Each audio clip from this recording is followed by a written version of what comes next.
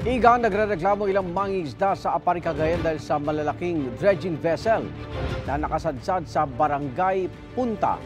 Ayon sa mga mangingisda, apektado ang kanilang kabuhayan dahil tila nabubulabog ng mga barko ang mga isda. Kokonti na raw ang kanilang huli. Kwento pa nila mga Chinese ang crew ng barko at hindi nagkakaintindi ng Tagalog o English. Ayon sa LGU ng Apari, 2022 pa nila ipinatigil ang dredging operations doon dahil sa problema sa dokumento. Aapila raw ang LGU sa national government para mapaalis ang mga dredging vessel sa kanilang lugar. Igan, mauna ka sa mga balita. Mag-subscribe sa GMA Integrated News sa YouTube.